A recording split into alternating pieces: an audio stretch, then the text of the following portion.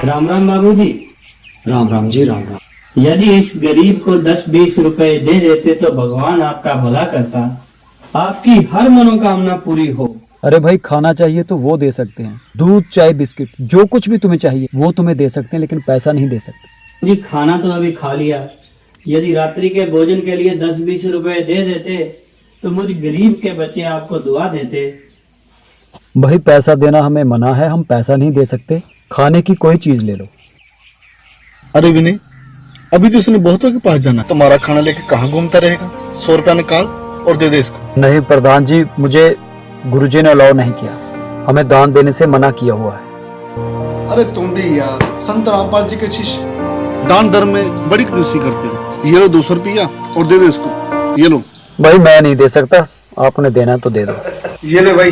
ओहो बाबूजी, भगवान आपको ज्यादा से ज्यादा तरक्की दे, आपको खुशी प्राप्त हो, आपको दिन दुगनी रात चौगुनी तरक्की मिले। जय भोलेनाथ। देखा विनय, 200 रुपया दिया उसको तो कितनी दुआएं देंगे। दुआएं तो देगा, लेकिन वो तेरे पैसे का करेगा क्या, ये तुम्हें पता है? अरे प्रधान यार, मुझे नहीं लगता कि ये तेरे पैसे का कोई सही काम करेगा। हमारे सदग्रंथ कहते हैं, खास करके गीता जी, कि पहले ये देखो कि दान लेने वाला सुपात्र है भी या नहीं। कुपात्र को दान देना अपने पाप में बढ़ोतरी करना है। अरे विनय, तू भी यार हर जगह पर अपने ग्रंथ खोल के बैठ जाता है। हमारा काम था दान देना, वो उस पैसे का क्या करता है, वो पाप उसके सिर पर। तुम लोगों से बहस कौन करे।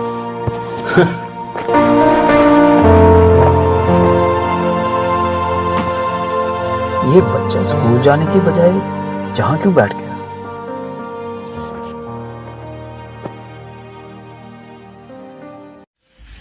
बेटा जी राम राम। राम राम।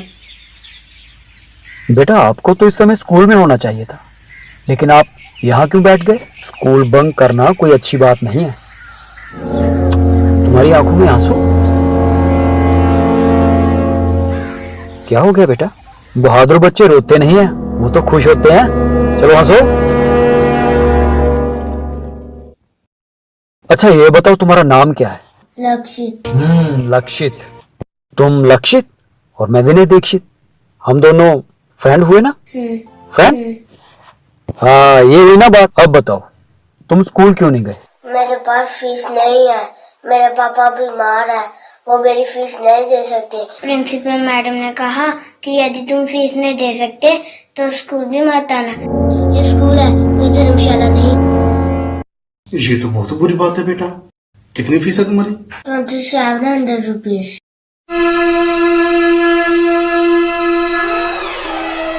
ये तो बहुत अच्छा है। कोई बात नहीं लक्ष्य, ये तो बहुत थोड़े हैं। लो मैं देता हूँ।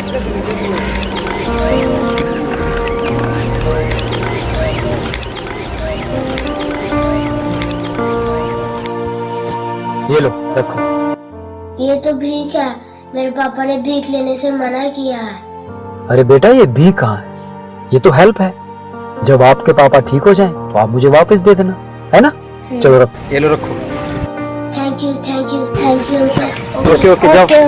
ये लो बेटा। अरे ये काम तो तूने बहुत बढ़िया किया। अरे मैं कौन होता हूँ करने वाला, सब परमात्मा करने वाले हैं। आज मैंने शाम को पास के गांव में जाना है, चलोगे? चलेंगे अगर आप कहोगे तो। क्यों नहीं? चलो निकले, काफी टाइम हो गया। हाँ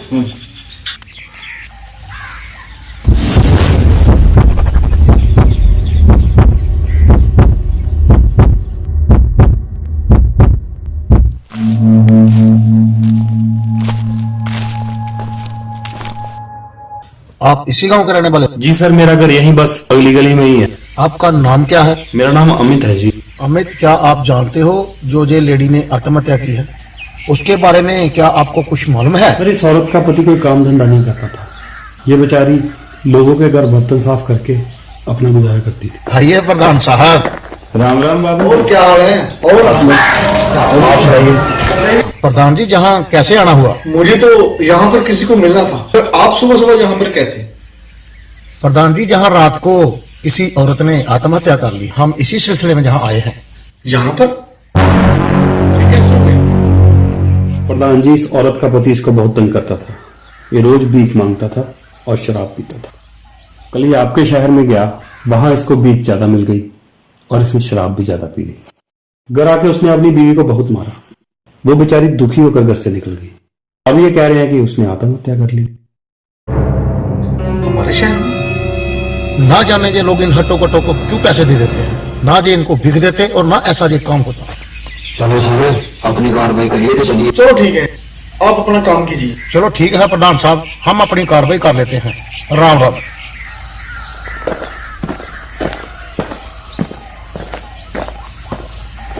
देख तो मैंने भी दी थी, कहीं ये चलो देखता हूं।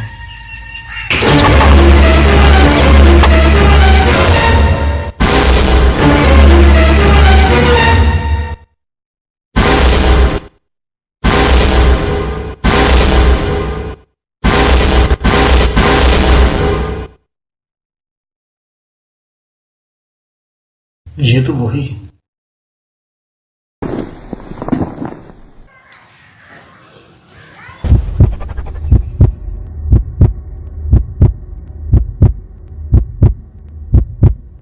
प्रधान जी चाय पीजिए, ठंडी हो रही है।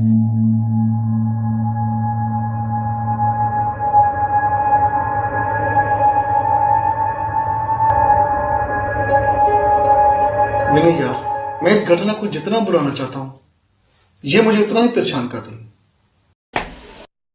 कबीर अच्छे दिन पाछे गए, गुरु से किया ना हेत।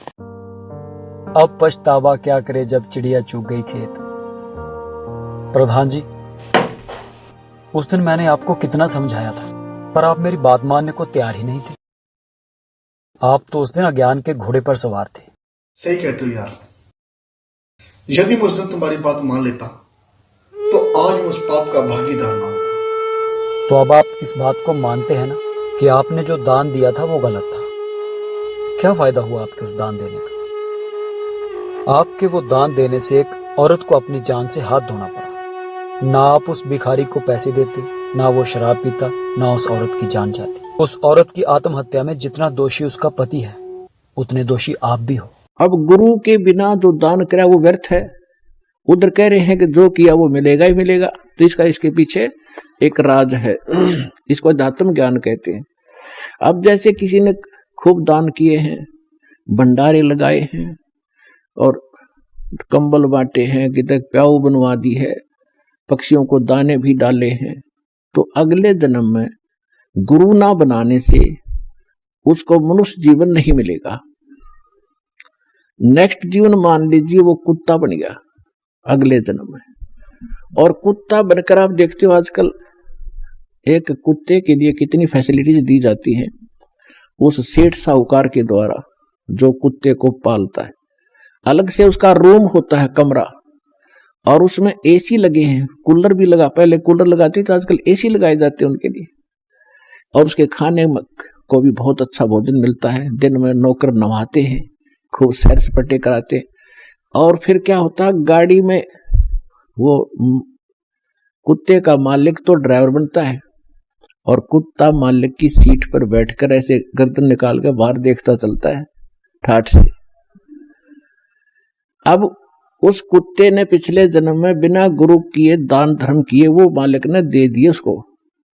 आम व्यक्ति को भी वो सुविधा उपलब्ध नहीं है जो उस कुत्ते को उपलब्ध है।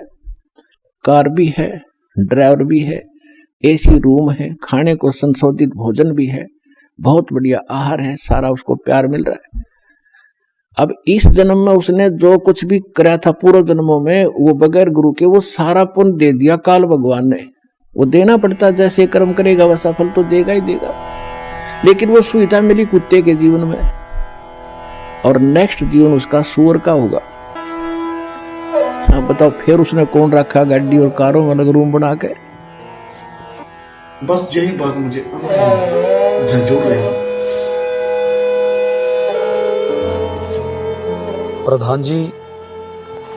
प्रधान जी जो होना था सो हो गया। अब आगे से ख्याल रखिए। संत रामपाल जी महाराज हमें जिस बात के लिए मना करते हैं उसके पीछे कोई ना कोई लॉजिक छुपा होता है। संत रामपाल जी महाराज का ज्ञान कोई डूम भाट के गीत नहीं है, वो परमात्मा का दिया हुआ ज्ञान है। वो जो भी ज्ञान देते हैं वो हमारे सदशास्त्रों से प्रमाणित है। आप ऐसा कीजिए, ये संत रामपाल जी महाराज की लिखी गीता तेरा ज्ञान अमृत है, आप इसे एक बार पढ़ें। इसको पढ़ने के बाद आपको सही और गलत का पूरा पूरा ज्ञान हो जाएगा।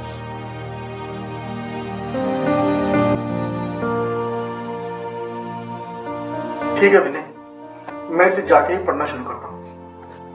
अब मैं जल्दी निकलता हूँ, तुम्हारी भाभी घर पे इंतजार कर रही हूँ। ठीक है? ओके, चलो ठीक है। जय बंदी छोड़। धर्म का नाश नहीं होता। धर्म तो दसके नहीं, दसके तीनों लोक, और खैराए तुम्हें खैर है, यानी दान करने में ही आपकी जो है बचाव है, और कीजिए आत्मपोख। तो पुण्यात्माओं, पहले आपको सुख देता है भगवान, कितने दयालु हैं, और फिर अंदर से प्रेरणा करते हैं कि भी दान करूंगा। अब देखते हो यहां पर कितना पुण्य हो रहा है। अगर विश्व में कहीं आपको ठिकाना है 2 पैसे धर्म में लगाने के, तो ये बरवाला आश्रम है। नहीं तो पूरे विश्व में शास्त्र विधि को त्याग कर मनमाना आचरण हो रहा है, और ऐसे स्थान पर किया हुआ दान वो कुपात्र को दिया जाता है। गीता जी में लिखा है कि जो कुपात्र को दिया हुआ दान कभी सफल नहीं होता।